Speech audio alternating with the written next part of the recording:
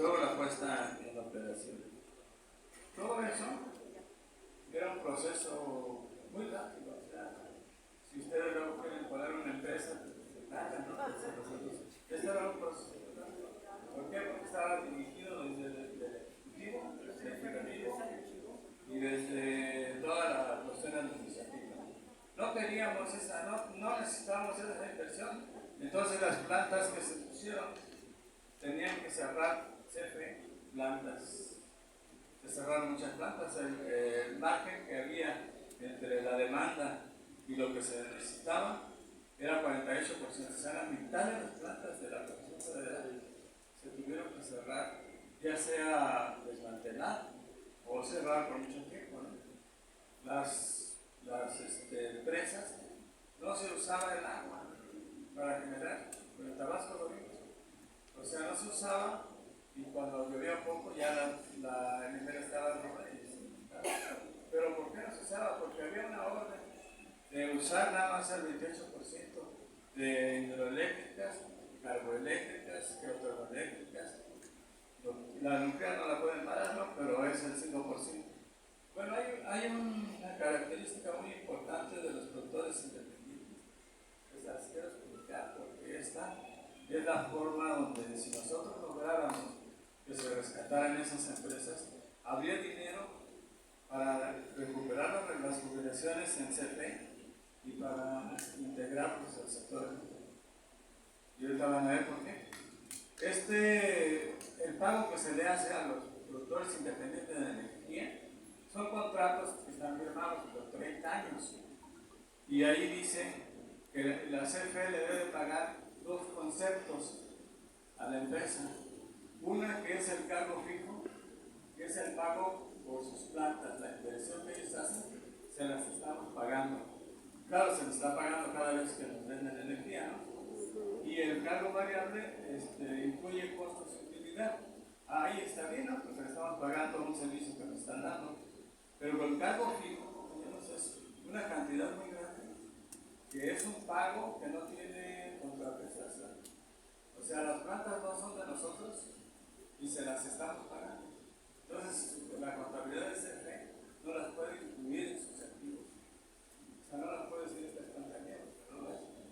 Y el dinero que se maneja para pagar el cargo fijo tampoco lo puede recuperar. Es como si comprara papel de baño o cualquier otro producto que se va a desgastar. Bueno, eso sí lo entendieron, ¿verdad? Porque nosotros estamos completamente en contra de eso y se lo hemos explicado a la 4T también, y a los diputados de la 4T y al presidente y a todos. Y sigue el negocio. Bueno, esa es una de las características de los productores independientes de la energía.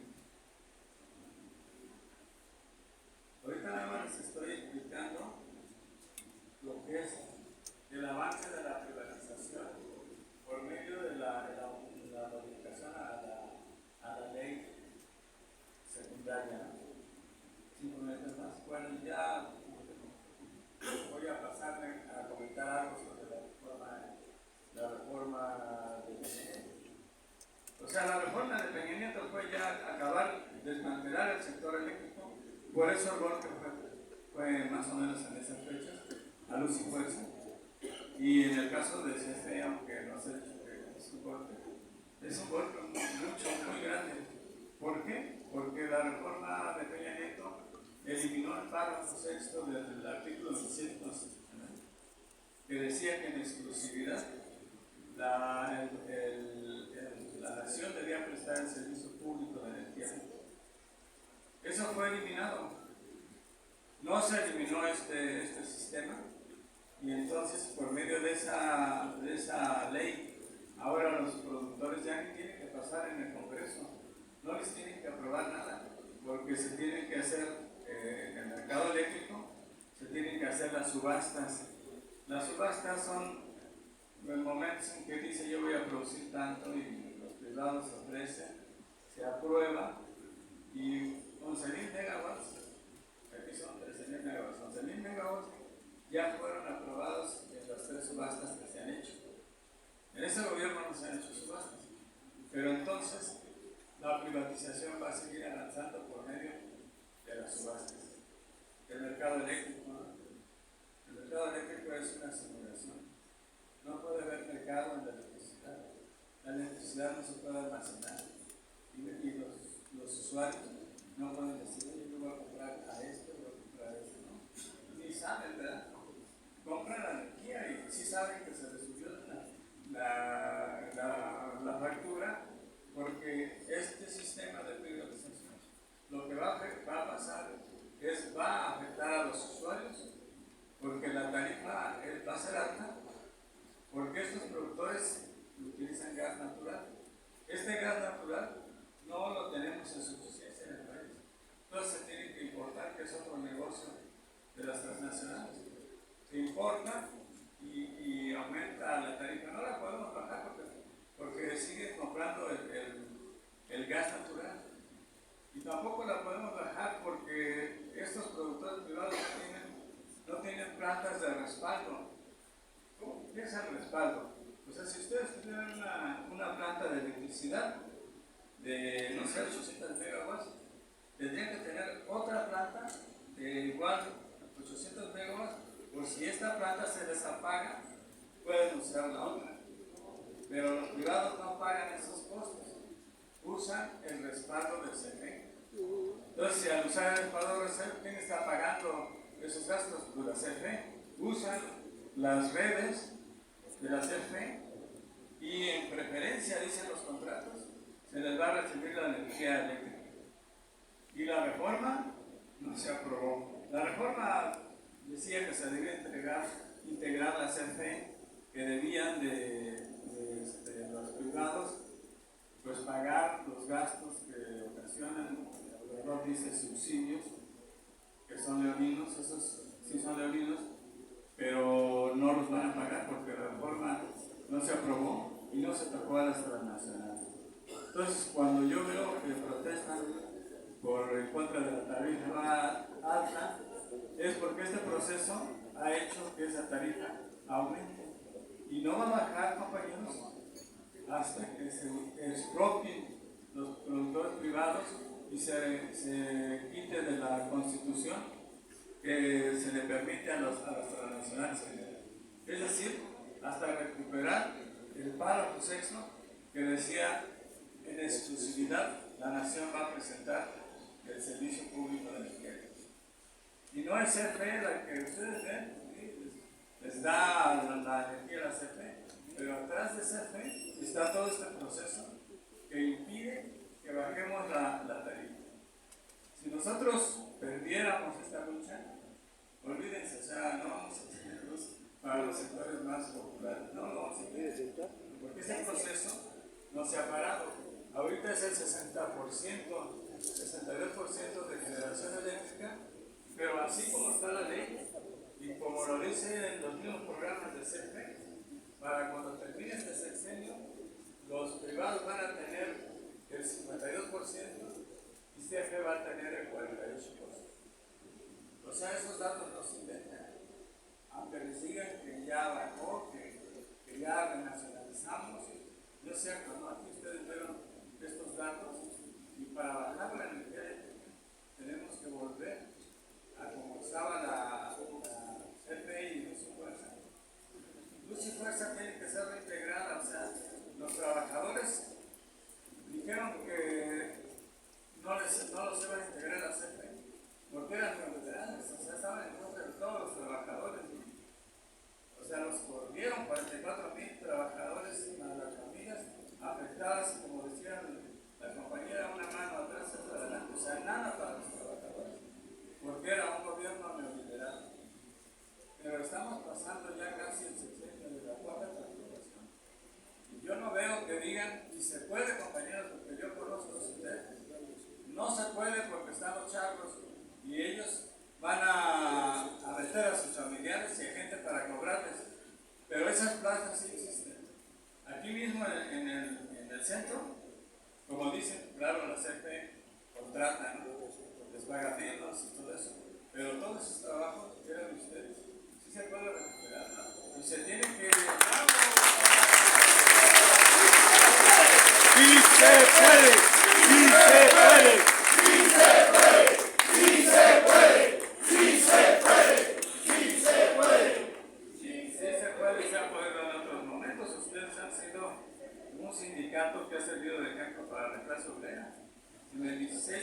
14, ustedes tuvieron luchas muy importantes. En el 36 lograron el derecho a la huelga. Ustedes lo hicieron. No fueron sus líderes, fueron todos los trabajadores. Todos los trabajadores del MUNEC que nos servían a nosotros de ejemplo a la democracia sindical. Tampoco en este gobierno se han tocado los chavos. Los chavos están completas y aunque hemos denunciado acoso sexual, acoso laboral, despidos, siguen despidiendo. Acaban de quitar de su puesto al compañero Romellón, que él nada más pidió que no hubiera contratistas y que se hicieran bien las cosas. Pues ya lo despidieron, que lo están acosando, lo estamos peleando para que no lo despidan. En el norte, al compañero también Borunda, lo corrieron porque se opuso a que a los contratistas no les dieran condiciones mínimas a sus trabajadores. O sea, sigue la lucha, compañeros, si siguen los despidos, sigue la intención. Nosotros llevamos 20 años despedidos, 20 años, hemos ganado las 4 demandas y estamos por ganar la 5ª demanda, pero nos instalan y nos vuelven a despedir.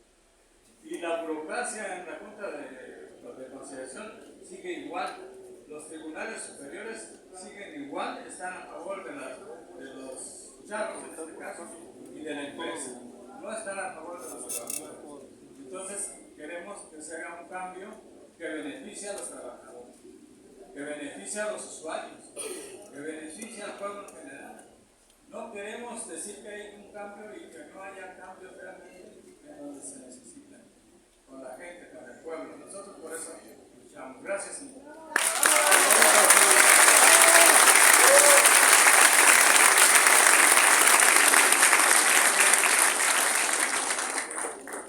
Pues vamos bien, compañeros. Esto es una guerra permanente por la electricidad.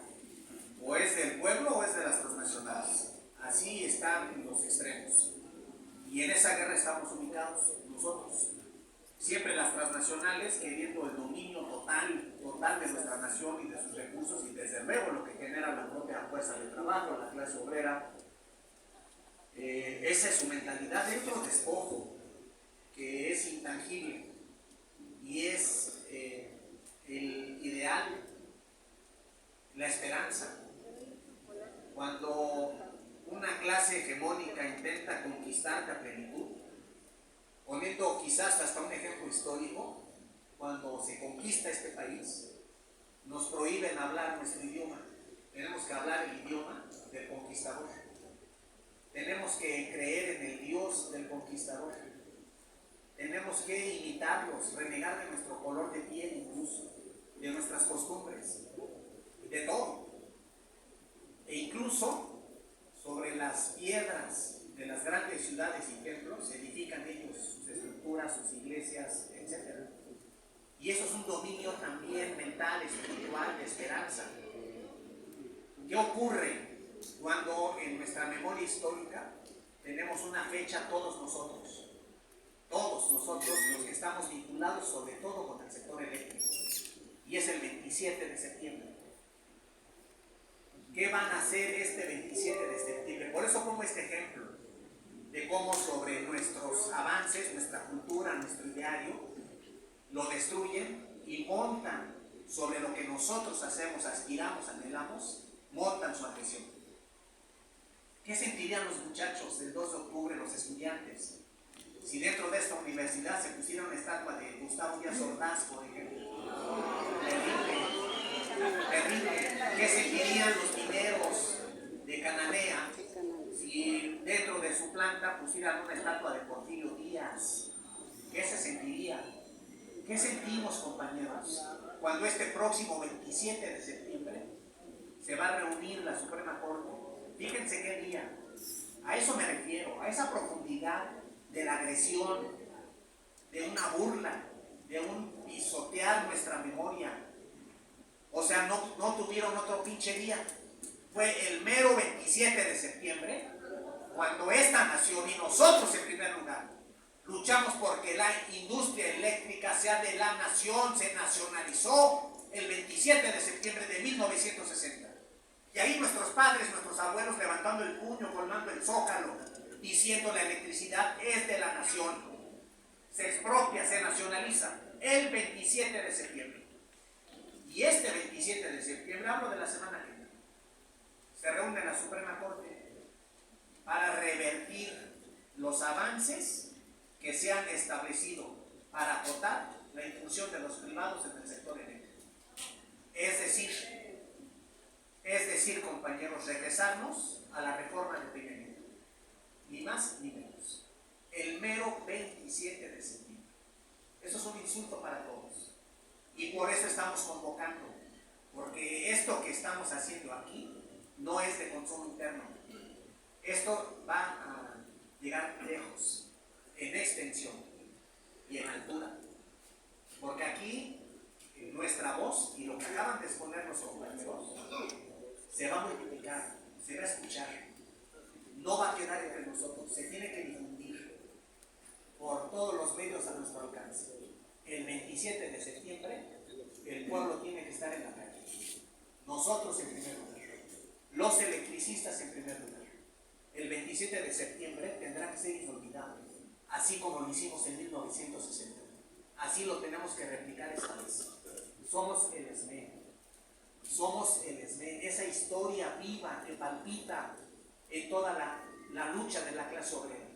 Somos el hermano mayor, golpeado, mutilado, agonizante, pero no muerto, y puesto de pie.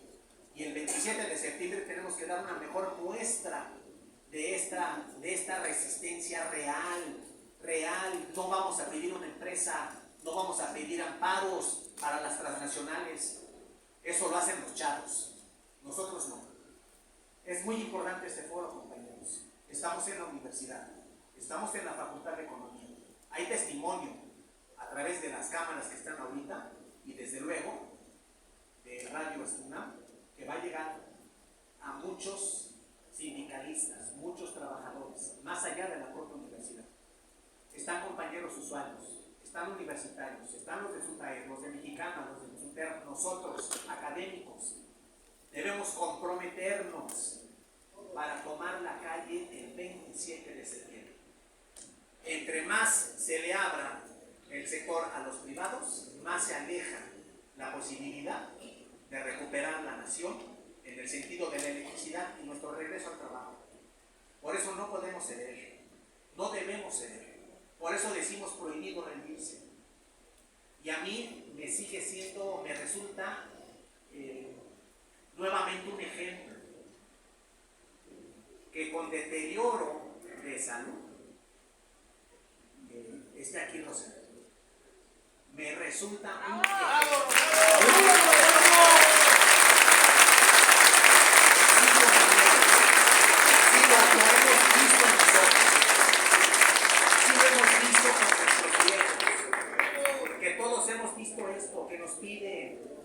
Nuestros viejos tan chingones que nos dicen, aún con silla de ruedas, llévame, quiero ir el 27, con bastón, con sillas de ruedas, arrastrando su físico, y quieren estar. ¿Qué ejemplo, carajo? ¿Qué ejemplo? No tenemos pretexto, nadie. Y bueno, platicaste un momento con Rosendo. No. Andaba un poquito deteriorado físicamente, pero no en el alma. No en su conciencia, Estamos peleando por el trabajo para todos. Estamos peleando por la electricidad para todos. Y lo tenemos que lograr. Y tiene que hacerse con este gobierno. Antes de que se vaya el presidente Andrés Manuel, debemos conseguir el trabajo. Si Mexicana pudo, ¿por qué nosotros no?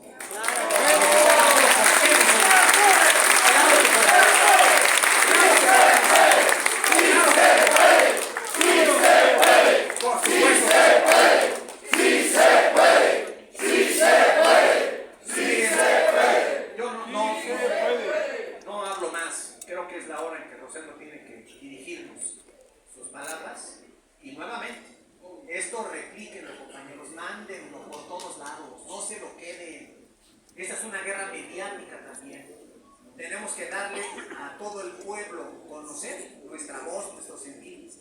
Y eso lo expresa Rosendo. Vamos a escucharlo, compañeros.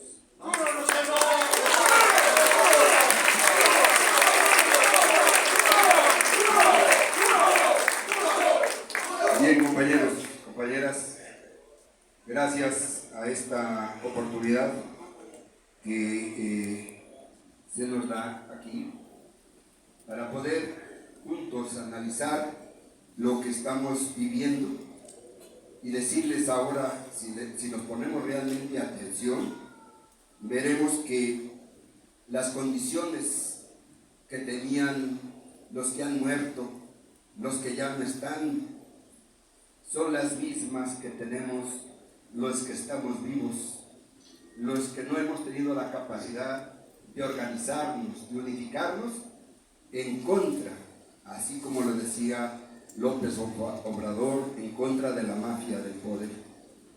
A muchos se les olvida a qué clase social pertenecemos los trabajadores, y a veces, como sucede en las empresas con los dirigentes de los trabajadores, terminan creyendo que son igual que los empresarios, que son amigos de ellos, y lo único que hace la parte patronal, utilizar a los dirigentes para seguir expoliando a los trabajadores. La lucha de clases entonces no ha desaparecido hasta nuestros días.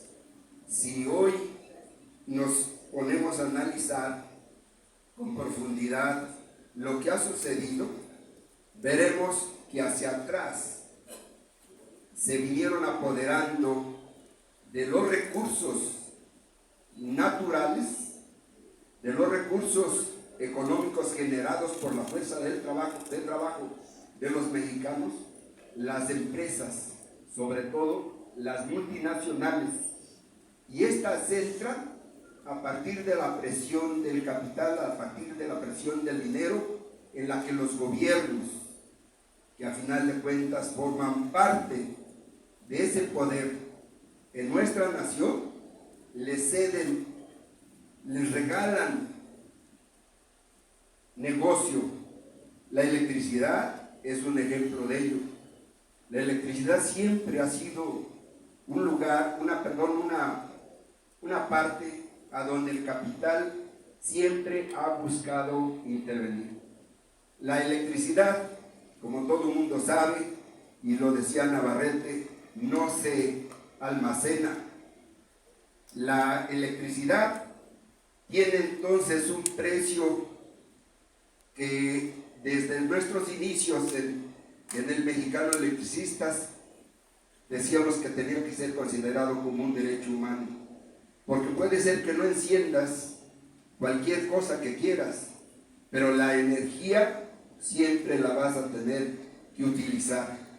Por eso es un negocio que debieran cuidar los gobiernos, pero no. Ha habido una transformación social en nuestro país, y así como había algo muy importante que decían en Estados Unidos: ¿para qué invadimos a México? Lo que tenemos que hacer es abrirles las puertas de nuestras universidades para que vengan, se preparen y nos sirvan allá. Y eso es lo que han hecho. Vean una parte importante, desde 99, cuando Zedillo llega a la Secretaría, a la Presidencia de la República, ¿qué plantea? Que hay que privatizar. ¿Cuál es el argumento? El deterioro de la empresa, que hoy los compañeros del Subter están, como dijéramos, vivos laboralmente, porque se frenó. No, y lo reconoce Jesús, no han avanzado mucho, pero si no hubiese llegado López Obrador a la presidencia, estaba destinado el camino de comisión, igual que tuvo Compañía de Luz.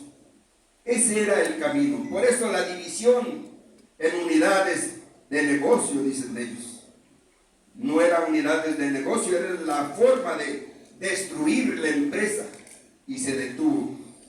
¿Qué pasa cuando en el periodo de Zedillo nos llama, y lo digo a título personal, y me dice que hay que modificar la Constitución para poder privatizar Compañía de Luz, que hay que modificar la Constitución para darle paso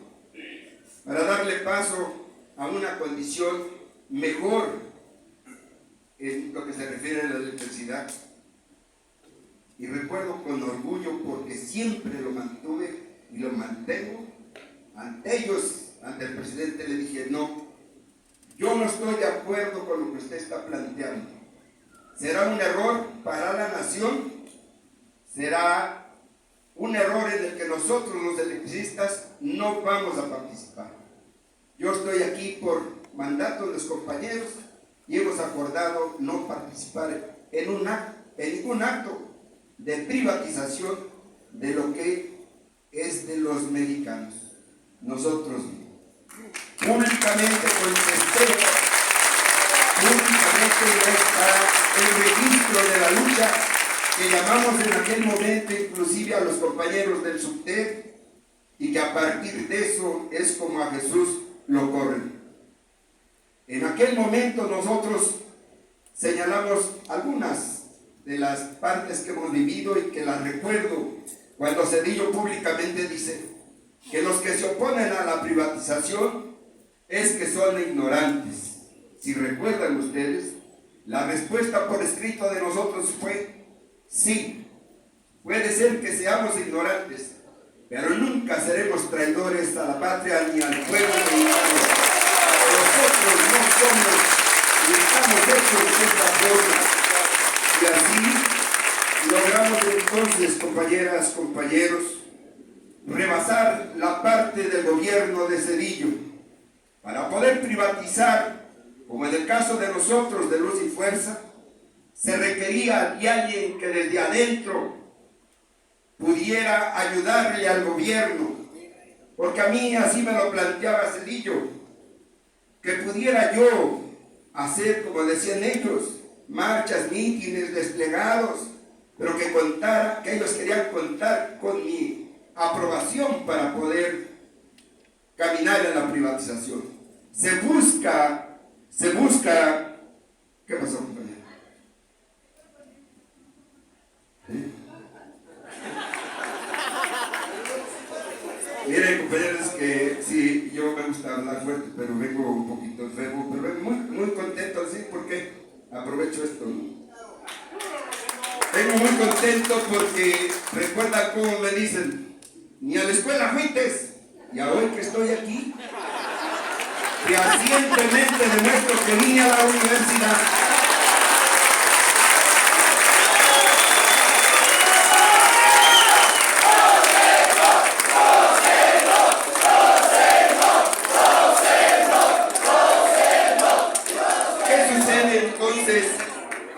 ¿Qué sucede cuando le contestamos a Zedillo que nosotros podemos ser ignorantes, pero que no somos traidores? Y buscamos en todo el país la unidad de los trabajadores, aún con aquellos que se dicen charros. Yo recuerdo cómo busqué también los líderes de petróleos del propio SUBTEC. Busqué la unidad porque creo que es importante en el país, y es importante a partir de la conciencia que se vaya despertando en nuestro medio, en nuestro país. De lo contrario vamos a seguir igual. Ustedes y yo moriremos y las cosas seguirán igual en este país. Por eso me parece que lo que nos sucedió a nosotros debe ser un ejemplo inclusive para los demás trabajadores, para que no vuelva a suceder. De la noche a la mañana o en un ratito nos informan que Luz y Fuerza va a ser liquidada y dejan a 44,000 trabajadores en la calle. ¿Qué sucede en ese momento? ¿Alguien sabía lo que iba a pasar ahí? Las cosas se van trabajando, no de ahorita, una en el gabinete presidencial, no es cierto. En ninguna parte de la sociedad se hacen las cosas porque hoy a un loco se le ocurrió. Lo vienen construyendo y buscan aliados para alcanzar esto. Hay un ejemplo de nosotros que sirva para todos.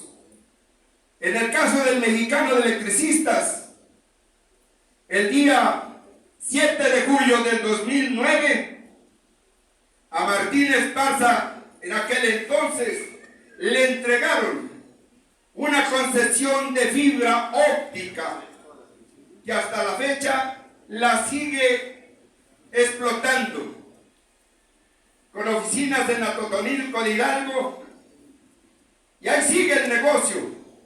Pero ¿por qué se lo dieron en julio del 2009 y después aparece que la concesión está a nombre de su chofer y de la hermana del chofer en el 2009?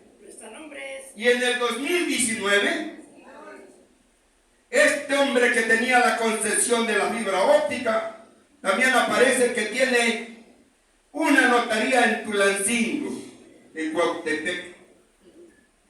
¿Qué le lleva a uno a pensar cuando le entregan la fibra óptica a Martín? Lo que tiene uno que no pensar, afirmar, es que estuvieron de acuerdo en la destrucción de la empresa. Y veamos a partir de eso. Fue 2009 y en el 2019 ya no aparece Marroquín, que era el chofer y dueño de la concesión. Ya aparece la hija de Martín Esparza, aparece su esposa de Martín Esparza y su cuñado de Martín Esparza al frente de la concesión de fibra óptica del 2019. Ese fue un paso importante en la entrega de nuestro futuro, en la entrega de los recursos de nuestro país a unos cuantos, y lo podemos demostrar. ¿Qué sucede todavía con el cinismo que ha caracterizado a aquellos que hacen eso? El 28 de septiembre del 2009, 13 días antes del golpe de la empresa, Martín afirmó en un documento que está en La Jornada que tenía conocimientos de que iban a tomar las instalaciones de Compañía de Luz. ¿Por qué no en ese momento organizaron a la organización, valga la redundancia, y tomaron medidas en que el sindicato se había preparado? Y yo decía, si van a matarnos en esa condición, habremos de morirnos luchando, pero nunca nos vamos a entregar, nunca nos vamos a arrastrar ante el Estado, esté quien esté. Es nuestro derecho que tenemos como trabajadores. No lo hicieron, prefirieron irse a meterse en lo que es la repartición de estos atracos que se hicieron. ¿Qué pasa en esa otra parte? Después de eso se da la creación, ya después de la liquidación, la cooperación de una cooperativa. La cooperativa se hizo con 380 millones de pesos que le costó a los trabajadores y a los dirigentes, que hasta siento feo decir dirigentes, a esos bastardos que están ahí, y solamente pusieron 1,000 pesos. Y vean ustedes, llevaron esa condición de la cooperativa para poderla hacer una ilusión para los compañeros, que hoy la cooperativa está desfundada. La razón son los abusos que hicieron de ese organismo, porque crearon 40 empresas y lo hemos demostrado. Martín tiene más de 7 empresas a su nombre, con familiares. Los demás dirigentes tienen las empresas y el trabajo que encontraban, así como lo han hecho ahorita, todavía siguen explotando las siglas del SME. Con ese mismo discurso le entregaban trabajos a la cooperativa y ellos, y lo hemos denunciado públicamente y lo hago de nuevo, ellos entregaban esos trabajos a otras empresas, subcontrataban. Hay que entender que la subcontratación les llevaba una tajada de ese contrato. Y de esa manera destruyeron la empresa. Pero no solamente eso, vean esto. Quienes empezaron en la cooperativa tenían un salario muy modesto, que ni el presidente lo tiene. Dice Humberto Montes de Oca, Luz y Fuerza del Centro, 54,000 pesos. En el sindicato, 45,000 pesos. En Fénix, 72,165. Un total de 171,165 pesos. Es el que se autodenomina bolchevique. Es el que siempre sale a decir que la lucha social y la lucha de clases gritan, pero se enriquecen con el dolor y con la necesidad de los compañeros. Así se constituye uno de los atracos más importantes a partir de que le entregan las plantas de generación, 14 plantas de generación, 40 predios, 157 vehículos, que todavía algunos están en un rancho ahí en Tetepán. Se entregan 14 plantas, que es lo importante, 14 plantas de generación.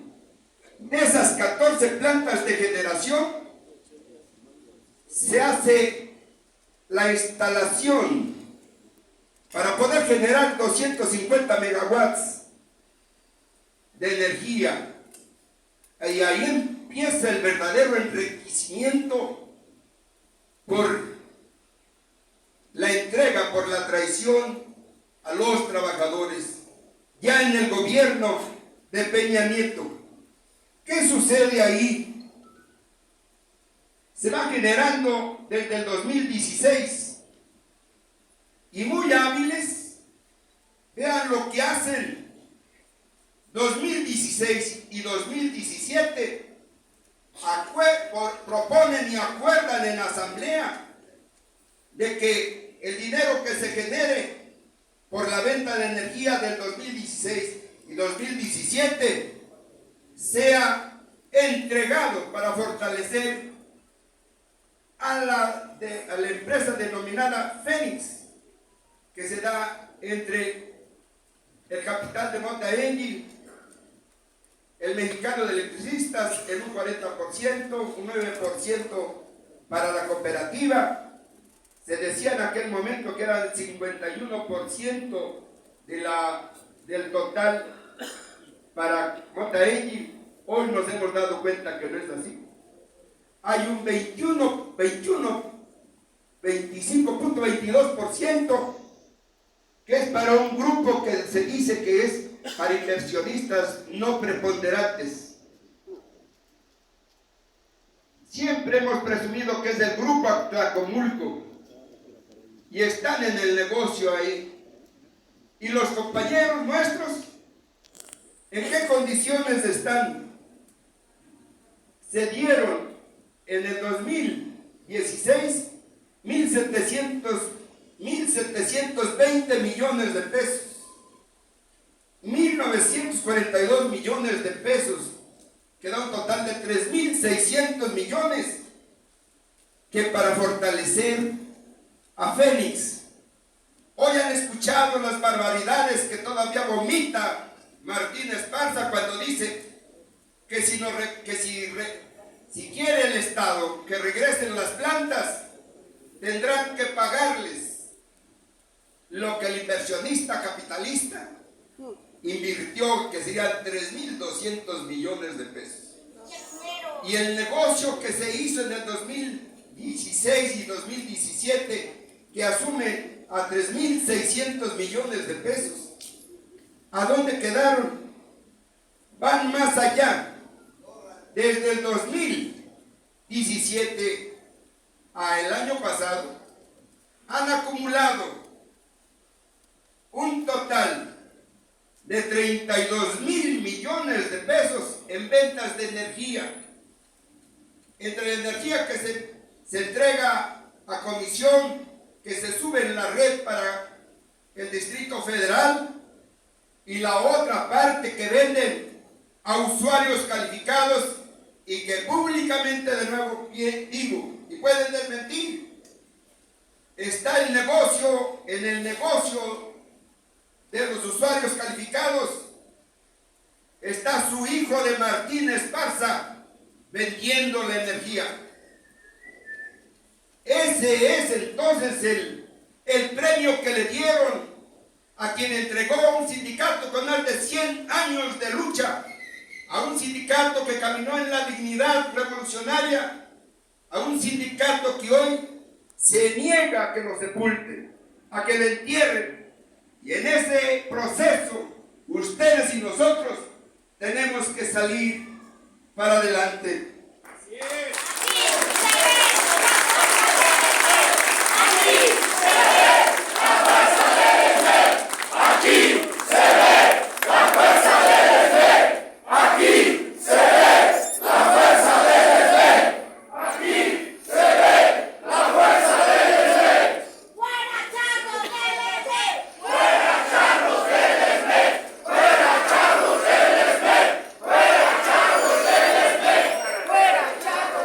Pero, como es de suponerse, hay cosas que lograron ocultar, que han venido negándose. ¿Recuerdan las primeras veces que mencionamos que estaba involucrada la familia de Martín Esparza en esto? Dijo Martín en algún momento: ya se metieron con mi familia. Pobre familia, están jodidos. Desde la venta de la alfalfa, que siempre he dicho, bueno, ¿y cuántos compañeros habrá trabajando en los campos de la alfalfa que les ha permitido tener tractocamiones, trabajadores? Algo que poco mundo sabe: tiene una empresa que exporta carnes, tiene una empresa que transporta carnes. Pero dentro de todo esto, vean ustedes, tenemos la oportunidad que no habíamos logrado hacer hasta este fin de semana, y lo hemos comentado, lo he comentado con nuestros compañeros, y lo vamos a hacer. Vamos a demandar para nuestros compañeros